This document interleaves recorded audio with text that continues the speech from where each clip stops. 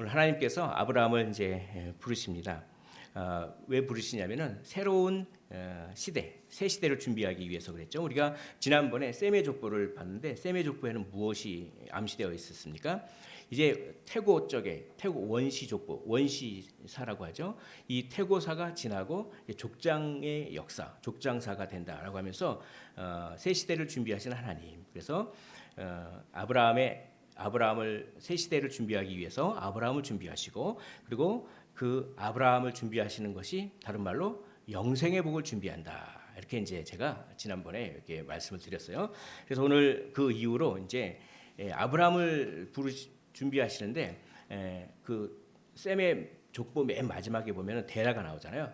이제 데라의 족보를 조금 더 자세히 말씀합니다. 그래서 아브라함 이야기의 배경을 알려주시기 위해서 그렇게 이제 데라의 족보를 이렇게 말씀하시는 거죠. 그래서 오늘 데라의 족보를 보면은 창세기 11장 27절로 28절에 보니까 여기에 아브라함 이야기에 어떤 배경이 나오냐면 우리가 익숙한 사람들의 이름이 나와요. 그래서 데라, 아브라함, 나홀, 하란. 그다음에 하란은 롯을 낳고 그렇죠. 하란은 그 아비 데라보다 먼저 고향 갈대아인의 우르에서 죽었고 그래서 롯은 아버지가 없죠. 그러니까 롯을 아마 아브라함이 양자를 삼은 것 같아요. 조카 양자를 삼았어요. 그래서 롯을 데리고 다니죠. 그래서 어떻게 보면 상속자의 느낌이었는데 이제 나중에 이삭이 태어이 나면서 이제 또 롯이 중간에 헤어지죠. 아무튼 이런 어떤 배경들을 이렇게 넌지시 알려주면서 아브라함 이야기를 준비하고 있습니다.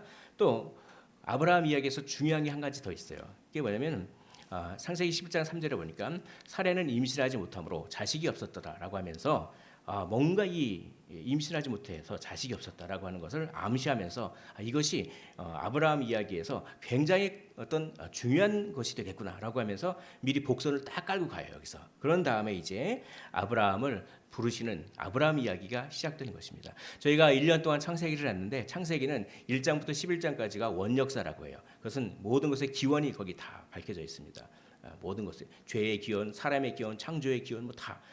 그리고 12장부터 50장까지는 족장사, 족장의 역사죠. 아브라함, 이삭, 야곱, 요셉 이런 족장들의 역사입니다. 저는 이제 이 오늘로서 창세기를 일단락 하려고 합니다. 그러니까 원역사까지 하는 거죠. 근데 이 원역사와 족장사를 이렇게 연결시키는 그런 부분이 오늘 부분인데 굉장히 이 창세기에서 중요한 부분입니다. 그래서 아브라함이라고 하는 사람을 예비하기 위해서 하나님께서 아주 그냥 계획하시고 그렇게 준비하시는. 그래서 아브라함을 통해서 결국 그렇죠. 아브라함과 다윗의 후손 예수 그리스도를 이렇게 연결되는 아주 중요한 장면입니다. 자, 그래서 오늘 아브라함을 이렇게 준비하셔서 이제 하나님께서 아브라함에게 말씀하시는 거예요. 자, 세 가지 말씀하시는데 먼저 떠나라라고 말씀하십니다. 떠나라라고 얘기하는 거죠. 1절 보니까 여호와께서 아브라함에게 이르시되 너는 너희 고향과 친척과 아버지의 집을 떠나 내가 내게 보여줄 땅으로 가라라고 얘기합니다. 떠나라. 우리가 떠나야 됩니다. 어디서 떠나야 되죠? 무엇을 떠나야 되죠? 고향과 친척과 아버지의 집. 고향은 조금 더 큰 바운더리죠. 고향. 그다음에 친척. 그리고 또 아버지의 집. 그러니까 강조용법이에요. 강조용법. 반드시 떠나야 된다. 고향과 친척과 아버지가 상징하는 것은 무엇입니까? 내가 안주하는 거예요. 내가 안주하는 거. 그러니까 하나님께로 나아가기에 방해가 되고 안주하고 싶은 거. 거기서부터 떠나는 거죠. 하나님을 바라봐야 되는데 이걸 바라보고 있는 거. 그렇죠? 우상 같은 거죠. 그런 거에서부터 우리가 떠나야 된다라고 이렇게 얘기하고 계십니다. 이에 아브라함이 여호와의 말씀을 따라갔고라고 해서 어떻게 됩니까? 즉시 순종해서 5절 보면 마침내 가나안 땅에 들어가더라라고 하면서 이렇게 순종하는 떠나게 되는 그런 모습을 우리가 보게 되는 거죠. 이거는 이 창세기 11장 26절 보면은 이 아브라함의 행동과 아브라함의 아버지인 데라의 행동을 은연중에 비교하고 있어요. 보면은 이 창세기 11장 26절에 데라는 70세에 아브람과 나홀과 하란을 낳았더라 이렇게 돼 있죠. 그러면 데라가 상당히 좀 늦은 나이에 자녀를 받잖아요. 그런데 데라 그 족보를 한번 셈의 족보를 보십시오. 보면은 데라의 아버지 다 30대에 다 아기를 낳아요. 수륵부터 시작해서 그렇죠. 다 30대에 다 아이를 낳는데 이 데라만 70대에 아이를 낳아요. 좀 특이하죠. 이게 뭐냐? 아브라함과 뭔가 비교를 하고 있어요. 아브라함도 100세에 아기를 낳았지만 아무튼 이 하란을 떠날 때 아브라함이 75세였다 이렇게 얘기를 하죠. 사장에 보면 아브라함이 하란을 떠날 때 75세였다 이렇게 얘기하는데 뭔가 이 75세까지 아브라함이 아이가 없었던 거예요. 그러니까 뭔가 이 데라와 아브라함을 비슷하게 비교하고 있어요. 이제 그런 느낌이 있습니다. 자, 그런 다음에 또 보세요. 또 자, 창세기 11장 31절 보니까 자, 데라가 그 아들 아브람과 하란의 아들인 그의 손자 롯과 그의 며느리 아브람의 아내 사레를 데리고 갈대아인의 우루, 그게 맨 처음 고향이죠. 갈대아인의 우루는 바벨탑이 세워진 곳 아시죠? 시날 그 근처예요. 그러니까 아주 영적으로 별로 좋지 않은 곳이에요. 그 갈대아인의 우루를 떠나서 가나안 땅으로 가려고 했어요. 그럼 가나안 땅까지 갔어야 되잖아요. 그런데 도중에 멈춰요. 가나안 땅으로 가고자 하더니 어디에 이르러 하란에 이르러 거기 거류하였으며라고 하란에서 멈춰버려요. 그렇죠. 하란은 상당히 먹고 살기에 괜찮은 땅입니다.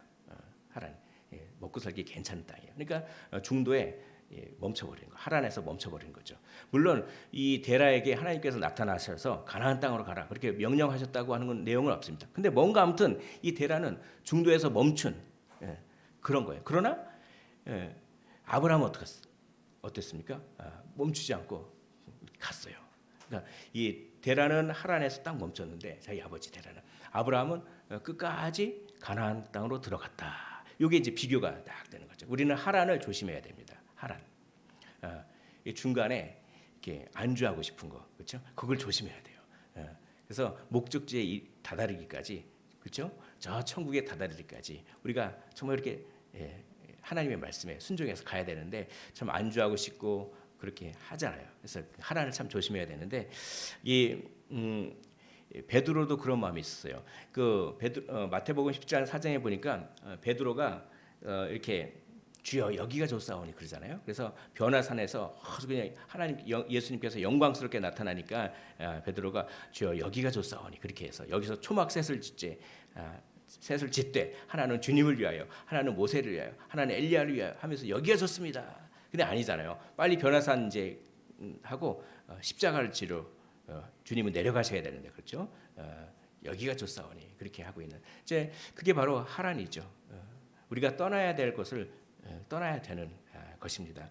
우리가 하란을 조심해야겠죠. 여기가 좋사오니 하는 것을 우리가 좀 조심하고 우리가 이 땅은 나그네 땅 아닙니까? 그러니까 참 영적인 긴장을 가지고 살아야겠다라고 하는 것을 우리가 여기서 배우게 되는 것입니다. 참 바울이 참 안타까워했던 한 사람이 있었어요. 그 사람이 데마예요. 데마 디모데후서 4장 10절에 보니까 이 디모데후서는 바울이 이제 순교 직전에 쓴 거라고 많이 알려져 있습니다. 죽을 날이 얼마 안 남았어요.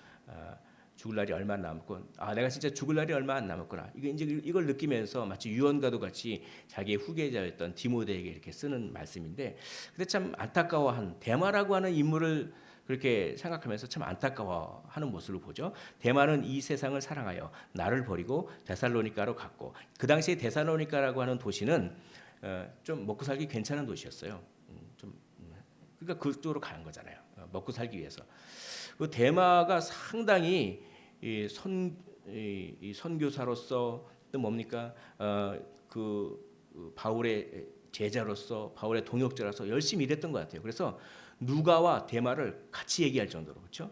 그래서 골로새서 4장 14절에 보니까 사랑을 받는 의사 누가와 또 데마가 너에게 무난하니라. 또 빌레몬서 1장 24절에 보니까 또한 나의 동역자 마가 아리스다고 데마 누가 그러니까 이 데마라고 하는 사람은 상당히 초대교회에서 큰 지도자였어요. 마가복음을 쓴 마가나 누가복음을 쓴 누가나 그렇죠? 거의 동급의 수준의 데마였는데 어느 순간 세상이 좋아가지고 그걸로 가게 된 거잖아요. 참 그러니까 얼마나 그 마음이 아프겠어요. 사도 바울이 목숨을 걸고 같이 선교할 때는 언제고 이제는 아마 데마가 어느 순간 변심이 생겼던 것 같아요. 이거 해봤자 뭐하냐 이거죠. 이거 해봤자 나는 그냥 데살로니가에 가가지고 그냥 잘 먹고 잘 살래 이렇게 했던 것 같아요. 그런 마음이 있었는데 차마 이 바울에게는 얘기하지 못하고, 이건 제 상상입니다. 바울이 감옥에 갇혀가지고 이제 죽을 때가 되자, 에휴, 그냥 떠나버리자. 참 힘들었던 것 같아요. 바울이 대마도 떠났구나. 빨리 내가 외롭다. 빨리 누구를 데려와라. 이렇게 하는. 그렇죠. 우리가 하란을 피해야 됩니다. 하란을 조심해야 돼요. 우리가 끝까지 가야 돼요. 길을 떠났으면, 순례의 길을 떠났으면 끝까지 우리가 참 떠나야 됩니다. 우리가 버릴 것도 버려야 되죠. 예수 그리스도를 위하여. 그러니까 우리 제자들에게 나타나셔서 주님이 말씀하시잖아요.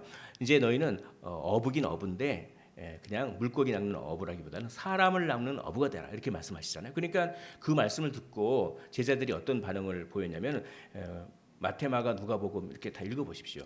배와 그물을 곧 버리고 예수를 따랐더라, 이렇게 되잖아요. 버릴 거 버려야 되잖아요. 그걸 버리지 않으면 소금 기둥이 되잖아요. 그러니까 버리지 않고 뒤를 돌아보고 연연하니까 롯의 아내가 소금 기둥이 되잖아요. 그 앤디 워홀인가는, 앤디 워홀 뭐 그런 분이 있대요. 이렇게 팝 아티스트. 그래서 그렇게 그런 예술가잖아요. 그래서 돈도 엄청 많이 벌고 그래요. 그래가지고 집을 졌는데 집이 뭐 5층짜리 집을 짓고 엄청나게 대저택에서 살아요. 근데 이분이 이 저장 강박증이 있어요. 저장 강박증. 그러니까 뭘 못 버리는 거예요, 물건을. 그러니까 우리는 그렇잖아요. 우리가 물건을 딱 있으면 이거를 갖다가 좀 아까워서 못 버리고 그냥 쌓아놓는 거예요. 그래서 이 앤디 워홀이 물건을 못 버려요. 그런 병이 있어요. 그래서 어떻게 됩니까? 5층짜리 엄청난 대저택을 지어놓고 거기에 물건을 못 버리니까 물건을 다 집어넣는 거야. 그리고 방 한 칸에서 살아. 그렇게, 그렇죠. 우리 버려야 돼요. 우리가 버려야 될 건 버려야 됩니다. 우리가 떠나야 될 것은 떠나야 됩니다. 오늘 말씀을 제가 이 말씀도 여러 번 설교했던 말씀인데 아브라함이 이렇게 소명을 받는 것은 잘 아시잖아요. 근데 특별히 이번 주간 자꾸 저에게 떠나라 그러는 거예요. 떠나라고. 제가 어디를 떠나야 되죠? 이 교회를 놔두고 어디를 떠나야 됩니까? 자꾸 새벽에 앉는데 떠나라는 거예요. 떠나라는 거예요. 왜 떠나라고 하시지? 그렇게 떠나라고. 그렇죠.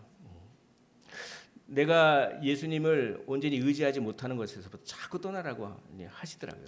이해를 잘 못했어요. 이따가 좀 말씀을 드리겠습니다. 우리도 좀 떠나야 되는 거예요. 우리 주님께서 떠나라고 하십니다. 그러니까 하란에서 안주하지 말고 그리고 그냥 버릴 것도 버려야 되잖아요. 그렇죠? 버릴 것 버리고 떠날 것 떠나고 그래야지 우리 정말 예수님과 동행하면서 주님이 이렇게 책임져 주시지 않겠습니까? 우리 새로운 시대를 위하여 아브라함을 준비하셨던 그 하나님께서, 그렇죠? 아브라함에게 떠나라고 말씀하십니다. 그 하나님은 동일하게 오늘 우리에게도 떠나라라고 이렇게 얘기하시는 거죠. 우리의 욕심과 우리의 욕망과 또 우리의 어떤 환경과 우리의 어떤 사람과 뭐 이런 것들이 다 될 수가 있죠. 그런 것으로부터 우리가 정말 떠나야 될 필요가 있습니다. 하나님을 온전히 주님만을 바라보기 위해서 우리 믿는 자들은 사실 떠나는 자들이에요. 우리는 어떻게 보면 영적 유목민들입니다. 이 땅에서는 우리의 온전한 집이 없어요. 우리의 온전한 집은 저 하늘에 있습니다. 그래서 우리 주님께서 내가 이렇게 이제 죽고 다시 이제 뭐 죽으러 가는데 그러면서 내가 너희를 위해서 거처를 마련한다. 거처, 이게 맨션이에요. 맨션. 진짜 맨션입니다. 그거 맨션을 마련해. 우리는 그런 맨션이 있잖아요. 그래서 이곳에서 우리가 좀 떠날 줄 알아야 된다라고 하는 것을 말씀하고 있습니다. 자, 아브라함에게 나타나신 하나님은 떠나라고도 말씀하셨지만 두 번째 믿어라라고 말씀하셨습니다. 믿어라. 아브라함이 그렇게 중간에서 안주하지 않고 떠나서 가나안 땅에 도착할 수 있었던 이유는 믿었기 때문이에요. 하나님의 약속의 말씀을 믿었기 때문이에요. 그래서 4절의 말씀에 보면은 아브라함이 여호와의 말씀을 따라갔고 이렇게 돼요. 그러니까 아브라함이 가나안으로 간 것은 가나안이라고 하는 지리적 장소에 물론 갔지만 실제로는 뭡니까? 지리적 장소에 갔다기보다도 영적으로는 말씀이 시키는 대로 말씀을 따라갔다 이렇게 평가하고 있어요. 그렇죠? 우리도 하나님으로부터 이런 평가를 받았으면 좋겠습니다. 우리 인생을 바라보면서 야 너는 나의 말을 따라갔구나. 이런 평가를 받으면 참 얼마나 좋겠습니까? 여호와의 말씀을 믿었는데 그 말씀이 복입니다. 복. 자, 복인데 2절에 보니까 내가 너로 큰 민족을 이루고 이게 복이죠. 지금 이제 75세에 떠났잖아요. 아기가 있었습니까? 없었습니까? 없었잖아요. 근데 큰 민족을 이루겠다는 거예요. 그러면 큰 민족을 이루니까 뭔가 나에게 자손을 많이 주시겠지. 오호라. 이거 복입니다. 이걸 믿은 거예요. 이걸 근데 안 믿을 수가 있어요. 아니 제가 나이가 75세인데 지금껏 임신이 안 되는데 이게 주시겠습니까? 이렇게 생각할 수도 있잖아요. 근데 아브라함 그걸 믿은 거예요. 하나님께서 큰 민족을 주겠다고 하니까 하나님께서 그러니까 믿은 거예요. 또 내게 복을 주어 내 이름을 창대하게 하리니 이건 뭡니까? 이름을 높여주겠다라고 하는 것이죠. 여기 참 재미있는 게 있어요. 우리 떠나는 사람에게 하나님께서 주시는 복이 있다니까요. 떠나지 않고 바벨탑을 보십시오. 바벨탑도 원래 떠나야 됐어요. 그렇죠? 떠나야 되는데 떠나지 않고 거기에 바벨탑 짓는 그 신할 땅에 안주했잖아요. 그렇죠? 그래서 바벨탑 11장 초반부를 한번 읽어보세요. 그 딱 떠나지 않고 거기에 안주하니까 그 사람들이 무슨 행동을 합니까? 스스로 우리가 우리의 이름을 높이자 이러잖아요. 우리가 우리 스스로 이름을 내자. 그래서 뭘 지습니까? 바벨탑을 쌓아요. 그러니까 떠나지 않으면 자기 자신이 스스로 이름을 막 높여요. 교만해져요. 그러나 떠나잖아요. 그러면 하나님이 우리의 이름을 높여주시는 거예요. 그러니까 여기서 큰 민족을 이루고 너의 이름을 창대하게 한다라고 하는 말은 고대 사회에서 이건 왕의 복을 말합니다. 왕. 그러니까 너를 내가 왕이 되게 하겠다 이런 얘기예요. 이런 뜻입니다. 또 너는 복이 될지라 이건 이런 말입니다. 너는 복이 될지라 이것은 복의 통로가 되겠다. 이게 뭐냐면 하나님께서 엄청나게 그 아브라함에게 복을 주시니까 다른 사람들이 보기에도 아브라함이 복 받는 것을 가시적으로 확인할 정도로 막 그렇게 복 받는 거예요. 그러니까 다른 사람들이 아브라함에게 가서 이렇게 얘기한답니다. 아니 당신을 믿는 하나님이 누구시기에 당신에게 이렇게 복을 줍니까? 당신의 삶을 보니까 저도 당신의 하나님께 복을 빌고 싶습니다라고 하면서 그렇죠? 거룩한 영향력을 끼쳐서 그렇죠? 하나님을 찾게 만든다는 거예요. 이게 뭡니까? 하나님과 사람을 이어주는 역할인 거잖아요. 이걸 제사장이라고 해요. 그러니까 너로 큰 민족을 이루고 내게 복을 주어 내 이름을 창대하게 하리니 너는 복이 될지라. 이거는 왕 같은 제사장으로 삼겠다. 그렇죠? 우리는 다 왕 같은 제사장입니다. 우리 베드로전서 2장 9절에 보니까 그러나 너희는 우리 주 예수 그리스도를 믿는 우리는 택하신 족속이요 왕 같은 제사장이요 거룩한 나라요 그의 소유가 된 백성이니라고 합니다. 그러므로 우리는 그의 아름다운 덕을 선전해야 되겠습니다. 이렇게 그런 왕이요 제사장이 그런 복을 주셨어요. 그걸 믿은 거예요. 그렇기 때문에 떠날 수가 있었던 거예요. 또 거기서뿐만 아니라 복을 또 줘요. 이 복이 3절에 있습니다. 너를 축복하는 자에게는 내가 복을 내리고 너를 저주하는 자에게는 내가 저주하리니 땅의 모든 족속이 너로 말미암아 복을 얻을 것이라 하신지라. 뭡니까? 철저한 보호. 너를 축복하는 자에게 내가 축복하겠고 너를 저주하는 자에게 내가 저주하리라. 철저한 보호를 약속하세요. 우리가 떠나잖아요. 길 떠나잖아요. 그렇죠? 그럼 하나님께서 보호 안 해주시겠습니까? 보호해 주시잖아요. 그래서 어느 선교사님이 이렇게 선교지를 이제 정했습니다. 근데 그 굉장히 위험 지역이에요. 폭탄이 터집니다. 자녀가 있어요. 자녀를 데리고 가야 돼요.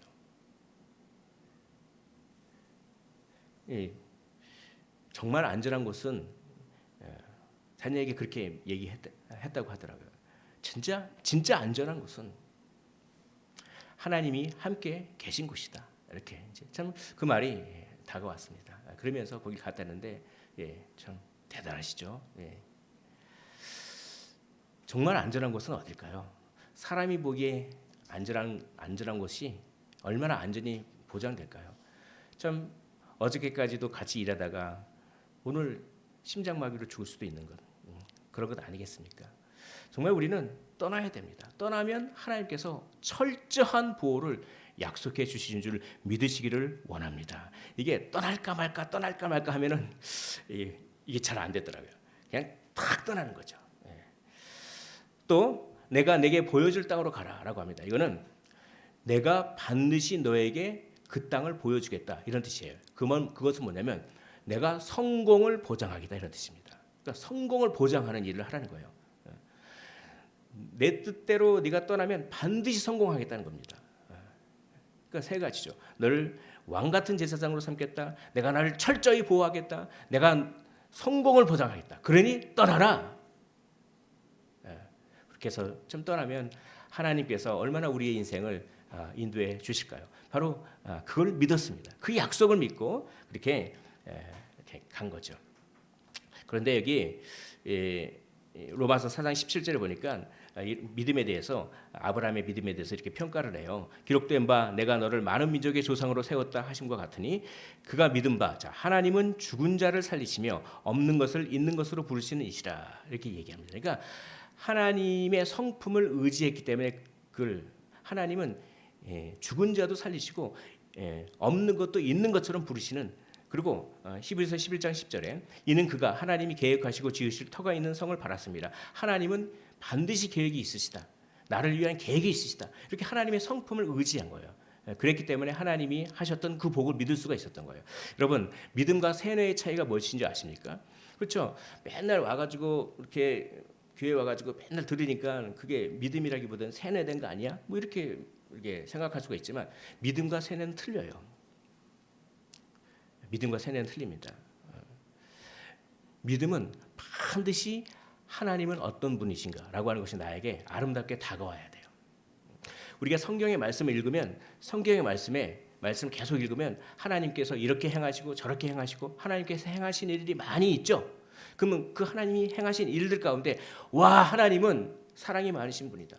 그게 나에게 감동과 아름다움으로 다가오십니까? 하나님은 인내하시는 분이다. 하나님은 공의로우신 분이다. 하나님은 약속을 신실하게 지키시는 분이다. 하나님은 모든 걸 아시는 분이다. 하나님은 못할 것이 없는 분이다. 라고 하는 이 하나님의 성품이 나에게 다가와야 돼요.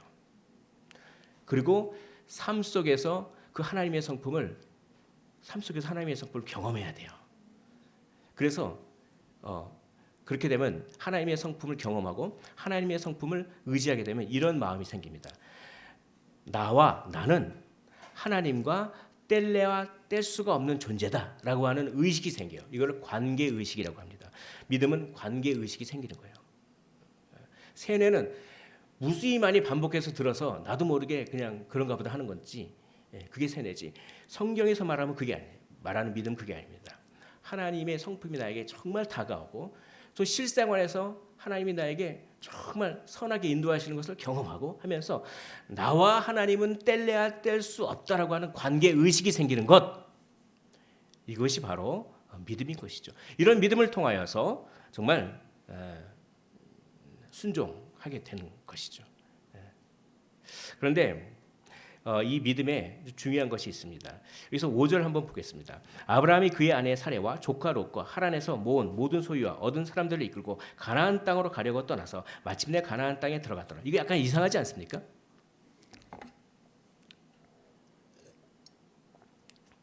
하나님이 가나안 땅으로 가라고 알려줬습니까? 안 알려줬어요. 근데 왜 가나안 땅으로 갔죠? 하나님이 가나안 땅으로 가라고 알려주지 않고 내가 너에게 보여줄 땅으로 가라고 했어요. 근데 다시 꿈에 나타나서 가나안 땅을 보여주셨는지 모르겠지만 그렇죠. 왜 가나안 땅으로 갔을까요? 그러니까 이게 우리가 상식이 중요해요. 상식이 하나님의 뜻일 때가 되게 많아요. 이 보니까 지금 아브라함의 아버지 그 데라가 갈대아 우르에서 하란을 거쳐서 어디로 가려고 했죠? 가나안으로 가려고 했잖아요. 근데 하란에서 머물렀잖아요. 그렇죠? 여기가 좋소이다. 그러니까 다시 내가 너에게 보여줄 땅으로 가라고 그러니까 그냥 상식적으로 이 가나안 땅으로 가는 게 그냥 자연스러웠던 것 같아요. 그리고 그 당시 고고학 발견이 있어요. 고고학을 발견한 그걸 보니까 그림이 하나 나오는데 저 메소포타미아 지역, 그러니까 지금 하란이라든지 뭐 갈대아 우르라든지 이런 메소포타미아 지역에서 가나안 땅을 거쳐서 이집트로 가는 그런 그림이 있어요. 그러니까 뭡니까? 그게 상당히 상식적인 여행 경로였던 거예요. 그렇죠? 그러니까 뭡니까? 상식이 중요해요. 뭐 그냥 하나님은 상식을 초월하신 분이기도 하지만 상식 안에 하나님의 뜻이 있을 때가 참 많습니다. 상식을 무시하고 그냥 갑자기 이집트로 떠나라 그런 말이 마음속으로 탁 떠올라서 저는 내일 이집트로 갑니다. 뭐 이렇게 그런 건 안 되잖아요. 그렇죠? 우리가 상식 안에 하나님의 뜻이 많이 있습니다. 그렇죠? 그러니까 간 거예요. 갔습니다. 가나안 땅으로 간 거예요. 그 상식을 하나님이 구체적으로 안 알려주니까. 근데 일단 떠나라고는 했으니까. 그렇죠? 나에게 지금 가장 상식적으로 타당한 곳을 찾아서 간 거예요. 우리는 시도의 중요성이 있습니다. 여호수아 3장 15절에 보니까 요단강이 갈라지는데 언제 갈라지냐? 그 언약궤를 맨 제사장의 발이 물에 잠길 때. 그러니까 물에 잠기기 전에는 요단강이 안 갈라졌어요. 먼저 시도해야 돼요. 한 발을 먼저 내디뎌야 돼요. 믿음에는 이런 모험적인 속성이 있습니다. 한 발을 내디디면 뭔가 요단강이 샥 갈라지는 거예요. 근데 요단강이 다 갈라진 다음에 간 게 아니라 그렇죠? 우리는 한 발을 내디뎌야 되는 거죠. 무엇을 믿고요? 하나님의 성품을 믿고요. 하나님은 계획이 있으시고 하나님은 전지전능하시고 하나님 우리를 사랑하시고 우리를 보호하시고 우리를 이끌어 주신다는 성품을 의지하면서 그 성품을 경험하면서 한 발을 내디딜 때 요단강은 착 갈라지는 것이죠.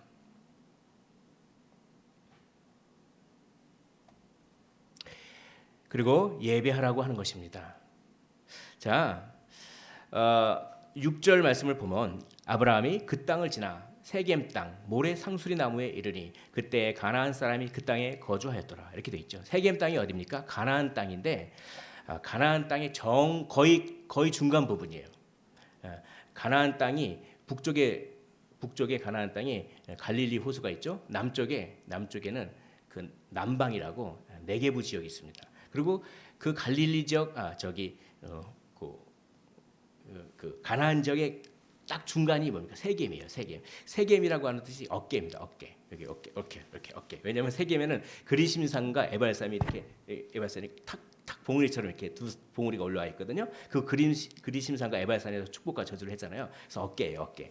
제가 여기 개척을 하려고 이제 알아보러 가는데 이 쌍령동인데 쌍령이 들어보니까 그 령자가 어깨라고 그 고개라고 그러니까 고개가 두 개 있어요. 고개가 두 개 탁탁. 와 그래서 제가 세겜이다 여기 세겜 그런 생각을. 그래서 야 여기 하나님께서 인도하시는가 보다 이렇게 그런 벌써 4년이 넘었네요. 그렇죠.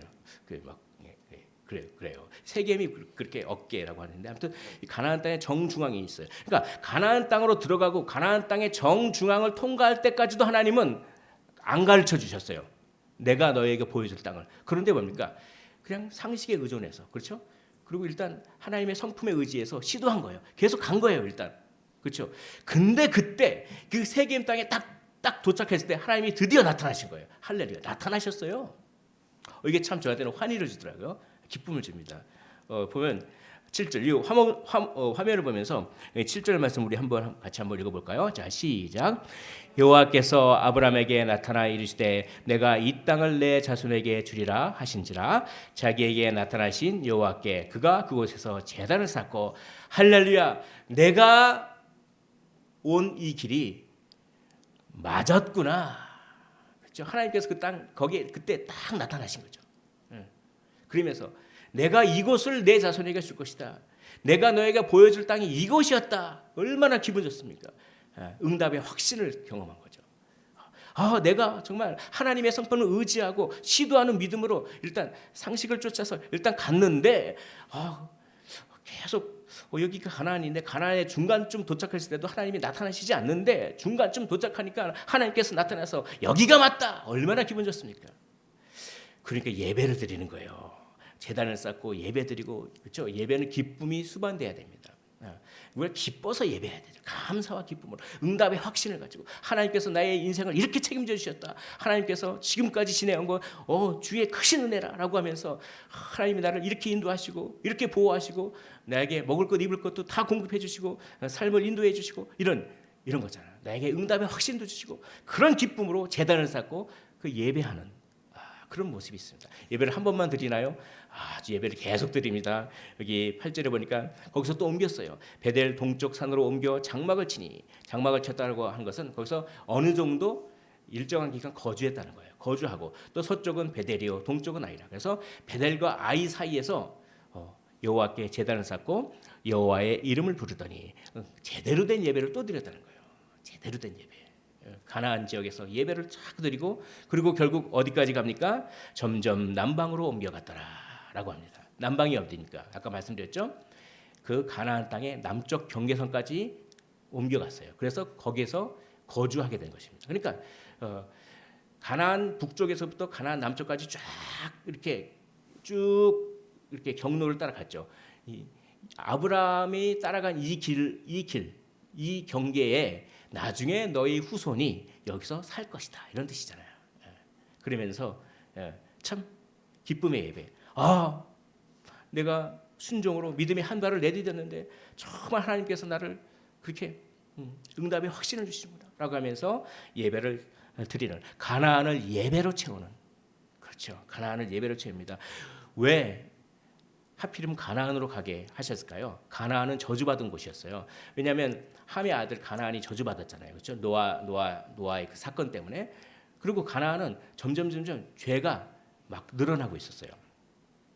창세기 15장 16절에 보면 내 자손은 4대 만에 그러니까 400년 정도 후에 이 땅으로 돌아오려니 그 400년이 지나기 전까지는 이집트에서 가나안으로 못 온다고 합니다. 이걸 미리 이미 알려주셨어요. 아브라함에게. 이는 아모리 족속, 즉 가나안 족속 중에 한 부분이죠. 아모리 족속의 죄악이 아직 가득 차지 아니함이라. 이건 무슨 말입니까? 아모리 족속, 가나안 족속이 지금 뭘 짓고 있다? 죄를 계속 짓고 있다. 죄가 어느 정도 찰 때까지는 기다리겠다 이거죠. 그리고 어느 정도 죄가 관영하고 차면 그때 너희 백성을 나의 심판의 도구로, 심판의 대행자로 세워서 거룩한 전쟁을 여호수아를 통해서 하겠다. 그래서 그 가나안 땅을 거룩한 곳으로 만들겠다. 근데 아직은 지금 죄악이 차고 있다 그런 거죠. 죄악이 차고 있다고 하는 것은 아무튼 그 땅에 지금 죄악이 있다는 겁니다. 어떤 죄일까요? 소돔과 고모라 같은 죄예요. 대표적인 것이 그렇죠. 동성애라든지 그런 죄들이 아주 굉장히 심했습니다. 그런 어두운 곳에 아브라함이 들어가서 뭘 하는 겁니까? 예배하는 겁니다. 예배. 그러니까 그 어두운 곳에서 아브라함은 정말 어둠을 밝히는 예배를 드리고 있어요. 그 어두운 곳에서 아브라함은 기쁨과 확신의 감사의 예배를 드리고 있습니다. 이것은 우리에게 오늘날 동일하게 말씀하시는 것이죠. 이 땅이 지금 어둡지 않습니까? 어두워요. 우리는 어떻게 해야 됩니까? 우리의 삶의 예배를 드려야 돼요. 우리가 가는 곳곳마다 우리가 아주 기쁨의 예배, 그렇죠? 우리 착한 행실을 통해서 어떻게 합니까? 삶의 예배. 너의 몸을 거룩한 산제사로 드려라. 그래서 우리가 이 어두운 곳에서 밝은 소망을 비추는 그 예배를 우리가 드려야 된다라고 하는 것이죠. 우리 선교사님들이 우리 땅에 많이 들어왔습니다. 그때 참 어두움을 봤을 거예요. 이 조선 땅의 어두움. 그래서